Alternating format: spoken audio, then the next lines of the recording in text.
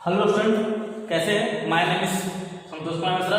आज हम क्लास 11 के फिजिक्स के अगले एक वीडियो लेक्चर को लेकर उपस्थित हुए हैं, जिसके अंतर्गत में आज हम जानेंगे कि कोई भी भौतिक राशि कोई भी वेक्टर क्वांटिटी जिसका हम गुणन करते हैं, तो आप इतना जानते हैं कि वेक्टर क्वांटिटियों का जो गुणनफल होता है या मल्टीप्लिकेशन होता है उसको बीजगणित के नियमानुसार नहीं किया जाता, क्योंकि उसको जोड़ने या घटाने के कुछ अपने नियम होते हैं। ठीक है, तो इसी प्रकार से सदिशों का जो गुणन किया जाता है वो सदिश के नियमानुसार करते हैं। तो जो इनका गुणन होता है उस पर निर्भर करता है कि इनके गुणनफल के करने पर जो राशि हमको प्राप्त होगी, क्या वो अदिश होगी या वो सदिश होगी। तो इस गुणनफल पर प्राप्त होने वाली राशि जो सदिश या अदिश होती है, उसके आधार पर उस गुणन को हम सदिश या अदिश कहते हैं। ठीक है, तो अब यहाँ पर ध्यान दीजिए, इसका मतलब सदिश गुणन कितने प्रकार का होता है? आपका 2 प्रकार का। देखिए, अगर हम यहाँ पर बात करें सदिशों के गुणन की, सदिशों का गुणन, तो इसमें जो होता है 2 गुण होता है। एक होता है सदिश गुणन और एक होता है हमारा अदिश गुणन। अब इसको हम जानेंगे कैसे? ध्यान दीजिए, जब किसी दो भौतिक राशि, माना एक भौतिक राशि ली और एक ए वेक्टर लिया, दूसरा हमने बी वेक्टर लिया, यहाँ पर भी ए वेक्टर लिया और यहाँ पर भी हमने क्या किया? बी वेक्टर लिया। अब मान लेते हैं कि ए और बी वेक्टर का हमने क्या किया? गुणन किया। अब गुणन करने के बाद में अभी यहाँ पर देखते हैं कौन सा गुणन होगा। गुणन करने पर अगर मान लिया जाए तो हमें गुणनफल प्राप्त हुआ, मतलब रिजल्ट मिला, वो रिजल्ट हमारा कैसा था? कैसी राशि मिली हमको? सदिश। तो उसे हम कहते हैं क्रॉस, या सीधे नाम देंगे सदिश गुणन, ए और बी के बीच का सदिश गुणन।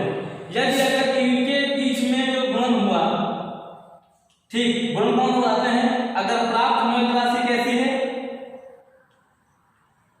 अदिश है, तो उसे कहते हैं डॉट।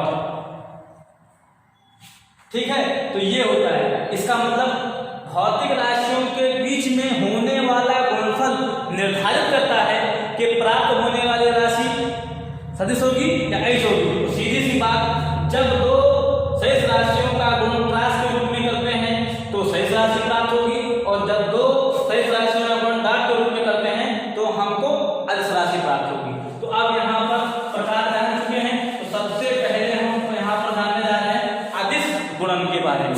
तो अदिश गुणन क्या होता है? ध्यान दीजिए,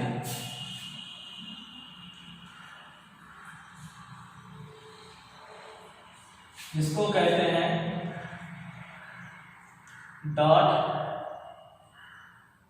प्रोडक्ट। तो देखिए, यहां पर डॉट प्रोडक्ट के अंतर्गत में क्या होगा, सीधे से अगर हम यहां पर समझें, देखिए कोई भी दो भौतिक राशियां ली जाए, उन दो भौतिक राशियों के बीच में होने वाला अदिश गुणनफल उन दोनों भौतिक राशियों के परिमाणों तथा उनके बीच में बनने वाले कोण की कोज्या के गुणनफल के बराबर होता है। ठीक है, तो सीधे से क्या लिखा जाएगा? दो सदिशों ए वेक्टर व बी वेक्टर के बीच अदिश गुणनफल या अदिश गुणन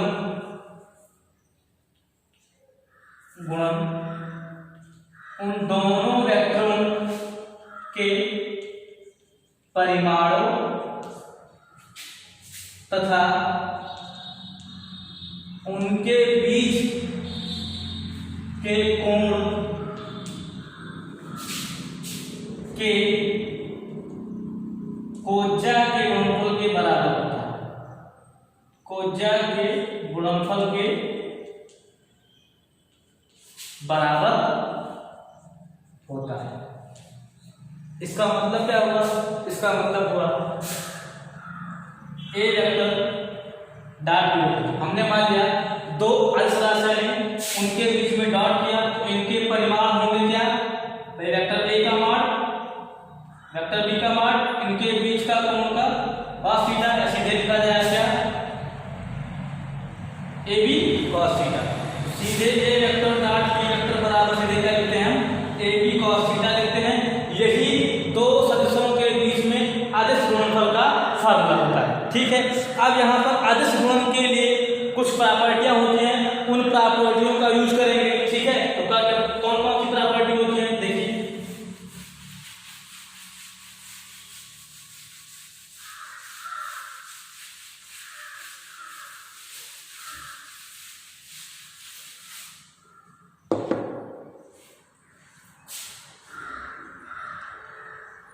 अदिश गुणन के गुण मतलब प्रॉपर्टी था डॉट प्रोडक्ट। ठीक है, तो क्या है देखिए, पहली प्रॉपर्टी क्या है, अदिश गुणन में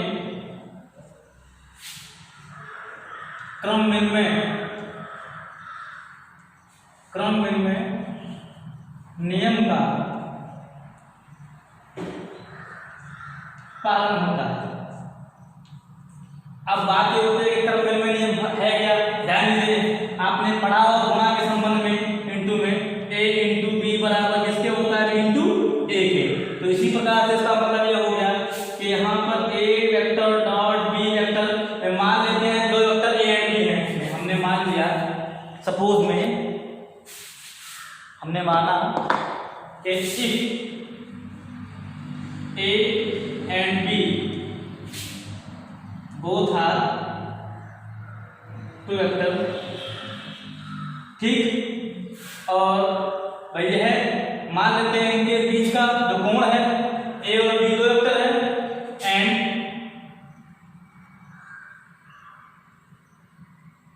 between their angle is theta. तो क्या हो जाएगा देखिए, ए वेक्टर डॉट बी वेक्टर बराबर क्या होगा ए बी cos थीटा।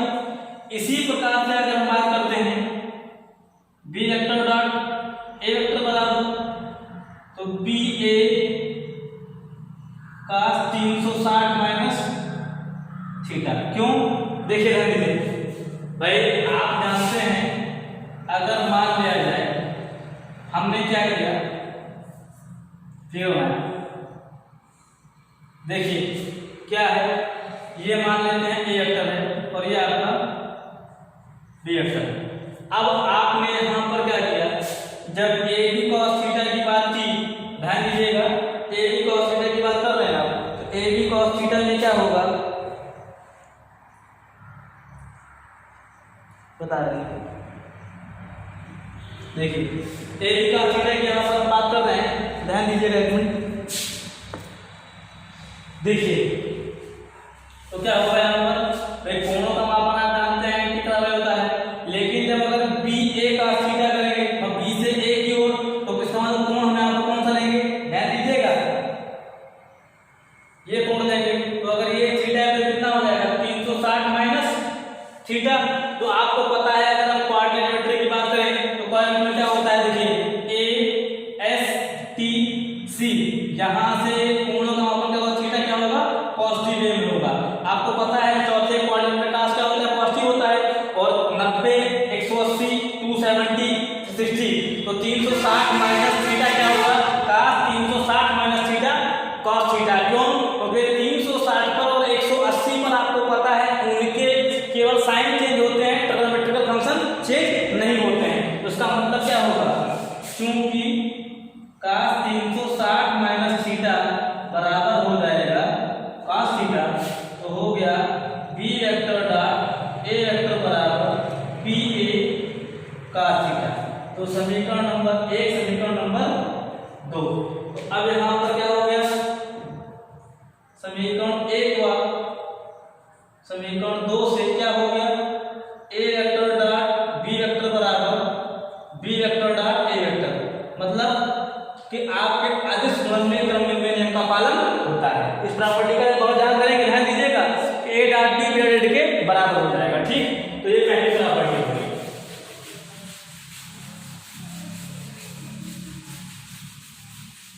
अब देखिए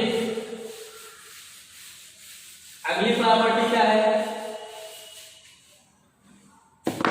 प्रॉपर्टी ये है कि यदि अगर मान लिया जाए दो वेक्टर क्या हो परस्पर लंबवत हो, भाई हमने मान लिया ये बी वेक्टर ए वेक्टर है, क्या हो थीटा बराबर क्या हो, तो लिखा जाए दूसरी प्रॉपर्टी, यदि दो सदिश अर्थात ए वेक्टर एंड बी वेक्टर क्या हो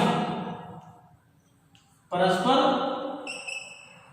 लंबवत हो, तो क्या होगा, अब ए वेक्टर डॉट बी वेक्टर बराबर क्या हो जाएगा, ए वेक्टर का परिमाण और बी का परिमाण फिर cos 90, और आपको पता है cos 90 बराबर 0, तो ए वेक्टर डॉट बी वेक्टर बराबर 0, अर्थात यदि अगर दो वेक्टर परस्पर लंबवत हों, ठीक है, और उनके बीच में अंश गुणन किया जाए तो उनका अंश गुणन क्या होगा, शून्य होगा। ये प्रॉपर्टी नंबर क्या हो गई, 2 हो गई। अब हम बात करते हैं अगली प्रॉपर्टी नंबर किसकी, प्रॉपर्टी नंबर है हमारी अगली तीसरी। तो तीसरी प्रॉपर्टी हमारी क्या है, यदि अगर दो सदिश दिए जाए और दो सदिश क्या हो समानांतर हो, यदि तीसरी प्रॉपर्टी यदि दो सदिश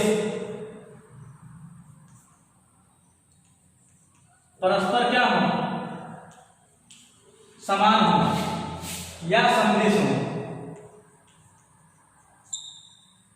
जैसे मान लिया ये वेक्टर ए है, ये वेक्टर हमारा क्या है बी, तो अब देखिए मैं मान लेते हैं let two vector A vector and B vector अगर समदिश होंगे तो थीटा का कोण क्या होगा 0, तो चूंकि ए और बी क्या है भाई समदिश है, A vector and B vector are same direction are इन,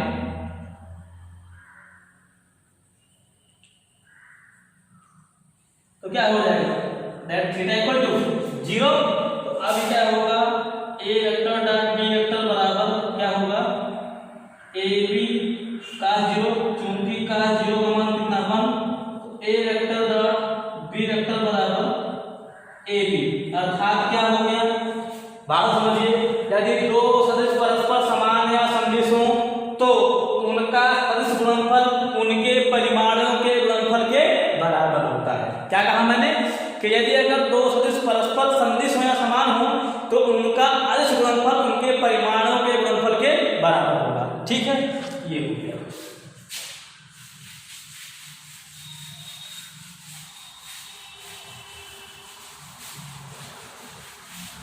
चौथी प्रॉपर्टी क्या है, देखिए अगर किसी सदिश का उसी से स्वतः गुणन किया जाए तो क्या होगा, मान लेते हैं यदि कोई सदिश ए वेक्टर है, तो अब देखिए जैसे मान ए वेक्टर हमने लिया, अब इसका डायरेक्शन नहीं है, अगर इसका स्वतः गुणन किया जाए अर्थात ए वेक्टर डॉट ए वेक्टर, तो अगर इसी के समान ए का वेक्टर किया जाएगा, चूंकि दोनों क्या है समदिश है, थीटा बराबर 0, तो ए इंटू ए का 0, आपको पता है का 0 का मान 1 हो गया, ठीक है, तो क्या हो गया A vector dot A vector बराबर ए स्क्वायर, अर्थात क्या हुआ कि यदि अगर किसी सदिश को लिया जाए और उस सदिश का स्वतः डॉट गुणन किया जाए उससे, तो उसका सदिश उसका अदिश गुणन उसके परिमाण के वर्ग के बराबर होता है। ऐसी सी बात किसी वेक्टर का उसी वेक्टर से अदिश गुणनफल उसके परिमाण के वर्ग के बराबर होगा, ठीक है। फिर देखिए यहाँ पर हम एकांक लंब सदिश की बात करते हैं, जो पांचवी प्रॉपर्टी है।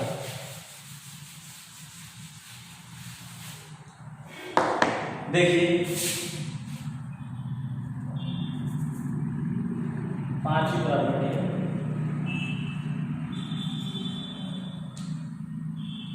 एकांक लंब सदिश या जिसको कहते हैं ऑर्थोगोनल वेक्टर। ये क्या होता है ध्यान दीजिए, एक्स वाई जेड। देखिए एक्स के अबाउट में होता है आई कैप, वाई के अबाउट में होता है जे कैप और जेड के अबाउट में होता है के कैप। तो आप हमेशा ध्यान दीजिए कि आई कैप डॉट आई कैप बराबर जे कैप डॉट जे कैप बराबर के कैप डॉट के कैप की वैल्यू बन सकती है। क्यों? अभी मैंने क्या बताया कि किसी वेक्टर का उसी वेक्टर से डॉट गुणन करने पर उसका मान वहां पर क्या होता है, उसके परिमाण के वर्ग के बराबर होता है। तो चूंकि आप जानते हैं कि एकांक वेक्टर जो होता है उसका परिमाण कितना होता है, 1 होता है। अब मैं बात करता हूँ आई कैप डॉट आई कैप की, तो क्या हो जाएगा इसका परिमाण 1 इंटू 1, तो क्या हो जाएगा cos 0। तो cos 0 का मान कितना होगा, चूंकि cos 0 का मान कितना होता है 1 होता है, इसका मतलब आई कैप डॉट आई कैप बराबर क्या होगा 1। इसी प्रकार से अगर किसी ऑर्थोगोनल वेक्टर का उसी ऑर्थोगोनल वेक्टर से डॉट प्रोडक्ट किया जाए तो उसका डॉट प्रोडक्ट उसके एक के मान के बराबर होता है। क्यों? थीटा बराबर 0 होगा। लेकिन यहीं पर अगर बात करें आई कैप डॉट जे कैप बराबर जे कैप डॉट के कैप बराबर के कैप डॉट आई कैप बराबर 0। क्यों 0 होगा? क्योंकि आप जानते हैं आई और जे कैप के थीटा बराबर क्या है 90, और आप जानते हैं cos 90 का मान क्या होता है 0। जैसे एग्जांपल के लिए आई कैप डॉट जे कैप परिमाण 1 हो गया इनका, ठीक है, लेकिन cos 90 हो गया थीटा बराबर। चूंकि आपको पता है कि cos 90 का मान क्या होता है 0, तो आई कैप डॉट जे कैप बराबर सीधे क्या हो जाएगा आपका 0।